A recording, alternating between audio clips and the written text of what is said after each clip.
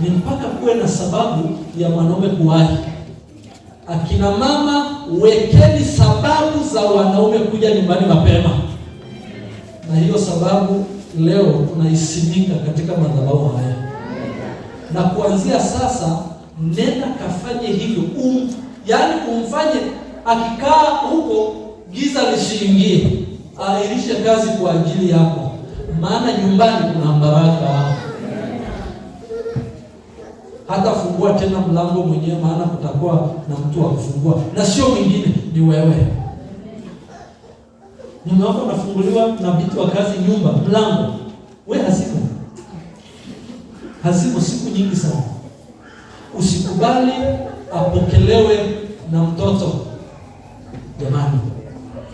Hata makahaba wanatuzidi. Hata makahaba wanawazidi wanandoa. Sasa si ni aibu kwenda kuchukua kozi kwa makahaba? Kwamba eti mjifunze namna ya kupokea mwanaume, ya kumpokea, ya kumhudumia, ya kumpelekea maji, ya kumtia moyo. Wanaume wanahitaji kutiwa moyo. Wakati mwingine hata kuoga kuhusu. Wanaume kichoka kuoga hawezi kwa taarifa yako. Hata kama una hamu ya kuoga, nenda ukamtie moyo. Tusizidiwe na makahaba. Ndio maana wanachukua waume zetu. Kwa taarifa yenu, wanachukua kwa sababu lijamaa likiingiaga mara moja network zote zinavunjika. Masikati. Tengeneza mahusiano mazuri na mume wako. Mfanye akupende, akujali, akuthamini. Weka mazingira conducive ya wewe mwenyewe, ya chakula, ya bafuni, ya kitanda. Yaani weka, akina mama wekeni mazingira mazuri yanayonukia. Wewe umeshaacha kunyonyesha muda mrefu, lakini kuna nyonyo za watoto zinanuka. Tengeneza mazingira mazuri. Oga vizuri, jipake mafuta kama hanunuaji. Oga hata mchai. Ni walo na leo. Ili wala tu wewe unatoa. Oga na maji ya mchai. Akutane na manukato ya mchai huko ndani. Jiweke katika mazingira ya kuwa attractive, ya kupendeka, ya kuhitajika, ya kujaliwa. Yaani usikae kiasara. Nguo za kulala nani kwambia gauni la jinsi linanaliwa. Gauni ile kubwa alafu kama katani, yaani inaparuza. Kwa nini nakuleta ajali kitandani? Naomba wale wanaohusika na mambo ya afya, leteni nguo za kulalia, watu waone. Nguo za kulalia zenyewe ni kama ngozi, yaani akigusa anaona ni ngozi au ni nguo, yaani zenyewe zinatelezea huko mwilini. Uwe na sababu ya kumfanya network isikae vizuri, yaani isiende mbali. Iwe ina search kila wakati hapo. Tianeni Mungu. Linde ndoa yako. Baba na Mungu wao. Hawa akina mama wamekuja, waume zao hapo.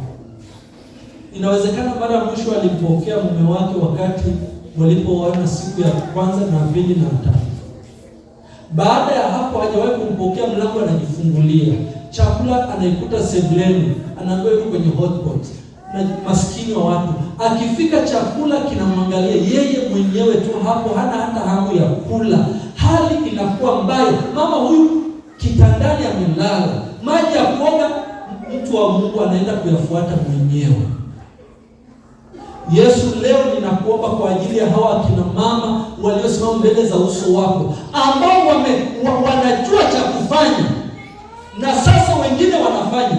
Wape maarifa mengi ya kufanya zaidi.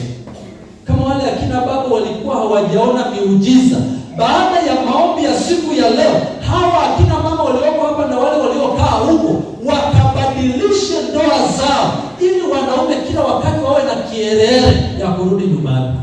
Na usiondoke haraka, yaani awe anaenda alafu anarudi tena. Anaenda anarudi, yaani kama kuna kitu amesahau, kumbe anahitaji tu kumkumbatia na kumpiga busu arudi huko kazini kwake.